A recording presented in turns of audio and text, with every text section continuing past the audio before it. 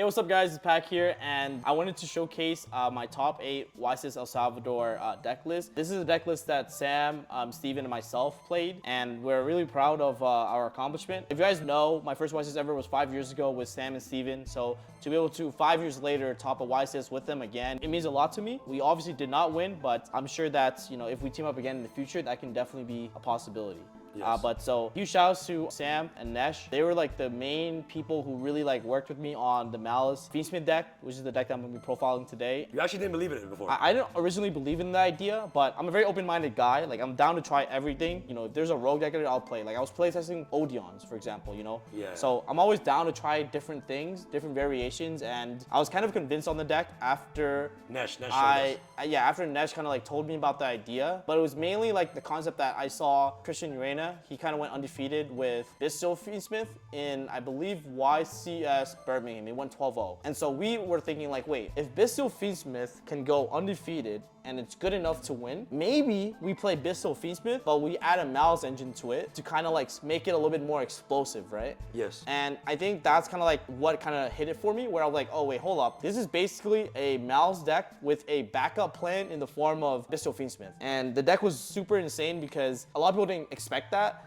So, for example, they would side Lance into me, but then I just beat them with just Fiendsmith cards. Or they would side, you know, a lot of Bistilles, but I opened only Maliss engine. So it's a very hard deck to like hand trap and interact with just for that reason alone. Yeah. But if you guys are interested in learning how to play the deck, learn a little bit more about it, Nesh, Sam, and I, we conjured up a spreadsheet for you guys where we showcase a lot of the combos. Like you'll see, for example, I don't play TB11. You know, originally I said don't play Dawscaper. Now I'm saying don't play TB11. And we were able to top a YSIS without it in our deck, just to prove it to you all that, you know, it's not capped. Like this is actually like living proof. So we'll have that in the description box for you guys below, so you guys can also learn the combos. And if you really want to get like an in-depth, really like line by line behind the scenes of how this deck was built, how to play the deck, then you can also get our masterclass as well. Guys, this deck is no joke. It literally, we solved the problem with Lancia and Chaos Hunter. Chaos Hunter doesn't even work against us because Engraver just sends Chaos Hunter to the graveyard. It doesn't matter, you know what I'm saying? Lancia doesn't hurt us because once they Lancia you, if you're playing against a Fiendsmith deck, they turn off their own Paradise, they turn off their own SPs, and you're just playing straight Fiendsmith. This deck is just so powerful. It's just so insane. Sometimes we like use our Maliss cards to bait our opponent's Lancia and then use Fiendsmith so that they can't Bistille us.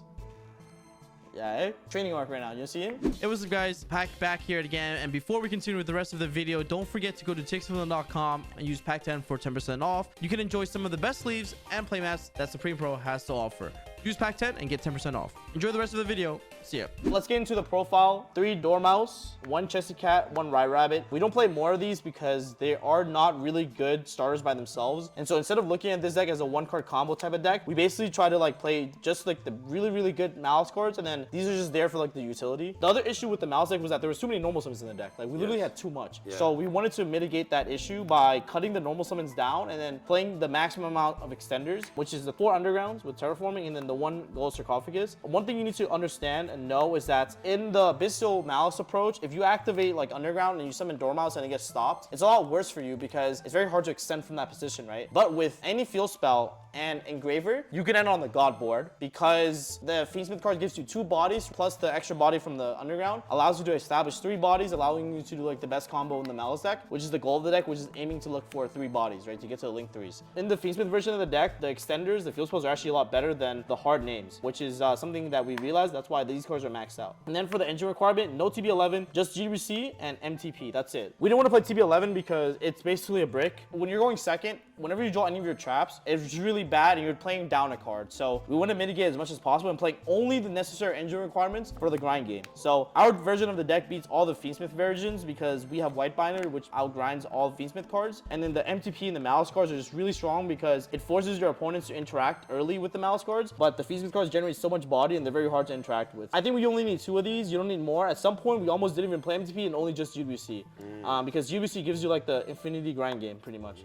But that's pretty much it for the Maliss engine. You can see quite small, but this is still a Maliss deck. Like Maliss cards are like the most in our deck, but we just have a backup plan in case we don't have access to them. And what's crazy is that like post side too, like we're playing very minimal Maliss. Like we're taking out the undergrounds, we're taking out the terraformings, and we're just keeping like a very small Maliss package. We're also cutting that as well. Only 8 Maliss cards in the deck, and then post side you have so many hand traps, and then whenever they Lancia you, they just look stupid. We actually never lost when we got Lancia, literally. Never, like never. I remember in top 16, I literally got double Lancia back-to-back turns, and I still beat my opponent because my opponent lances me in draw phase. I look at my hand, it's all Fiendsmith cards. I'm like, great. And I just beat them with just Fiendsmith cards and hand traps, which is the beauty of it. Guys, I remember Lancia is not one-sided. So once they Lancia you, they cannot Bistio your engravers. Yes, exactly. Yeah. So that's what's really So all important. the I once Lancia'd and then I couldn't use my drill beam.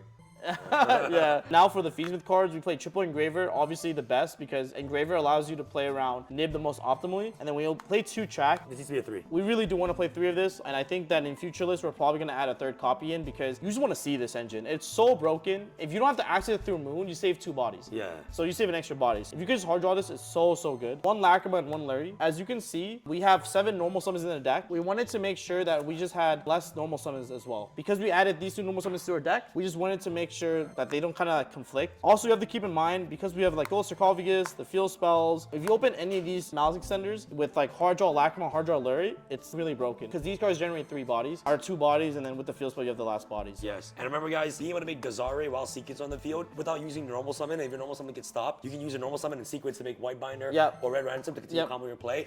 On top of that, insulating your board from cards like Imperms and stuff like that from hand traps, right? So it's insane. We played the 1 Paradise because originally I didn't really like it. Originally I didn't play these 2 cards. I played just the 6 Fiendsmith monsters. The issue is you need these cards because when you draw just Fiendsmith, you need to make your Fiendsmith engine strong enough to still win. And so that's why I added the Paradise, was really good for me. And in the grind game, post side, we always kept this card in. No matter what matchup, we always kept this card in because always. Basically, the way we play our deck is we force our opponent to play with us in a grind game. And Paradise is a card that can just easily win you the grind game. It was really good for us. I caught a lot of my opponents off guard. I always kept this in. Even when I drew it, I didn't care. Because sometimes when they Lancer you, you can make sequence into Desiree, and then you hard drew the sequence and you just set it, and then nuke your opponent's entire board. They can't come back from that. True. And then also you can make a bow, and then a bow can discard this. So it's never actually like a real brick. Now, the triple Rebellion. So this package is so broken because it has synergy with both Fiendsmith and Maliss. So if you draw it with Fiendsmith, you get a draw of Network Equip, and then it lets you end on Regain, SP, Desiree, which is like basically like double draw, triggering Magnamut. It's just like crazy broken. You have a really good grind game once you resolve that rotation. If you open Rebellion with like a Maliss name, it's also really broken. And going second, it's almost like a board breaker, so we didn't really mind it because if you activate Rebellion going second, you force your opponent to interact with it because you can get Jewish Worm, and then Jewish Worm can just send one of their cards. So Rebellion for Jewish Worm being able to send cards makes it so that these engines are like kind of like smashing grounds going second. That's really good for us because we can clear all their stuff and then play a grind game, and that's okay. And you know what's crazy? And we also have a huge edge, not only against Lancia in the mirror, but the fact that Regain can shuffle back their cards to help you draw cards. Insane. Yeah, Regain was crazy. Basically, if you go first with Rebellion and you put a Regain against a Maliss variant, you win the game instantly. Yeah, and because you also get infinite recursion of Magnamut. If you resolve Magnamut more than twice in a turn or in a game, you win the duel. It's just too broken. And then of course now, non-engine. Flex spots, 3 Ash Blossom, 3 Effect Veiler, 3 Infinite Impermanence, 2 Ghost Ogre, and then 3 Nibru. We wanted to keep our deck around like the 40-ish range, so I think we're 42 cards total. I think these were like the best hand traps. I didn't really mind them. I think they were all good. The monster hand traps were really good because like I said, if you start the field spell and you get stopped on Dormouse, you can then normal summon like an Ash, normal summon an Ogre, normal summon a Veiler, make Moon into Requiem, and then summon Lacrima, dump Engraver, bring back Engraver, and end on IP plus Lacrima Engrave. So it turns hand traps into like multiple interactions, especially when you draw too many. So that was it, 42 cards in the main. And then now for the extra deck, so of course you still play the 3 Maliss links, White Binder, Red Ransom, and then Cryptor. These cards basically help you like grind, so they're just like really broken, nothing to say about them. We played Access Code. We thought about cutting this to play Typhon later because these aren't really needed, but it was nice to have, just to like go for OTKs. For the Fiendsmith cards, we play 1 Requiem, 1 Sequence, Moon to go into Requiem, and then Network Equip and Desiree. We did not play Caesar because the deck already plays around Nib without needing to make Caesar. If you make Caesar, you lose to Imperm plus Nib, but you beat Imperm plus Nib by sequencing the way that we'll show you in the spreadsheets and also in the master class. So guys, this deck is actually so good. If it's piloted properly and correctly. Never lost a Nib. Never lost a Nib at all. Like we played through many duels against Imperm and Nib, and it didn't do anything. I think Sam got like Veiler, Nib, and that was kind of funny. He had to win that game, which is crazy. Yeah, it was against Blue Eyes. It was against, it was against Blue Eyes. So it's Veiler, Nib. Yeah, I looked over. I'm like, bro, what? Like, did he go first or did you go first? Because I just see like 3 Veiler and like Nib. A bow really easy to make this deck. So basically, all the engravers, all the Lacrimas, they're counted as 1 Fiend monster, and then you have a Link 3 plus Engraver, Link 3 plus Lacrima. You just make this for free. There's a lot easier to tutor this. Yeah, and by the way, there was a play Hoff used Lancia right during the main phase, and then their opponent called by him. Called by the Lancia. Yeah, called by the Lancia, and then he chained a bow. Chain a bow, bring back the Lancia to dodge the call by. That's crazy. Some demonic secrets. Then we played SP. So basically the whole concept of the deck is you play SP a bow control. You don't need many go first extra deck cards. These cards are enough to win you the game. You basically tag these 2 out, have an infinite grind game. A bow and SP coming back is just GG's. A bow also basically so that that in the semi-phase you draw like 8 cards, 9 cards. It's just too good. And then we have Dark Charmer. Take away your opponent's Dark Monster for the Malice Mirror. The Fiendsmith cards can also access Dark Monsters because you can go into Necro Equip, which is broken. And then you can crash Dark Charmer to get access to Malice Engine. IP to make the half board. It's part of the end board as well. Lizardos for, Malice Engine. And then 1 Link Decoder. So that's it for the 15. Now for the side deck, guys. Pretty standard. We side as many blowout cards as possible. Post side, we have like 20 something, 25 hand traps. So we have 3 Joe and Lockboard. This is our go first card and our go second card. That's why we didn't side any go first cards. Then the Charmies. We played 2 Meows, 2 Pirellia, and then we played 3 Fluros. So depending on the matchup, it's 3 plus 2, 3 plus 2. And then of course, guys, we heavily sided for Bestial Malice. So we have like 2 Chaos Hunters and then Lancia as well, just because it's a very hard matchup. They play Shifter, they play a lot of Bestials, whatever. So we just decided to play triple Fluros, 2 Chaos Hunter, 3 Lancia, and then Meows. The thing about Chaos Hunter, that's also a go first card for our side pattern against the mirror. And Chaos Hunter is a fiend, and it's something that we actually looped with a bow and we kept bringing it back so that they just literally can never out it. But that's pretty much the side deck, guys. If you guys want to learn more, if you guys want to play the deck, then definitely go check out the master class and the spreadsheet to be the best with it. Sam, Steve, and I all top with the exact same deck list at El Salvador. No TB11, no Dotscaper, very minimal Malice names, and if we can do it, you guys can do it too. Guys, this is going to be the new way to play Malice, and honestly, we want to share this. Yeah. But the secrets is now out, guys. The goo is out. Yep. All right, guys, check out the masterclass links down below in the spreadsheet. Get it today. Boy Sam and Pox signing out. Peace.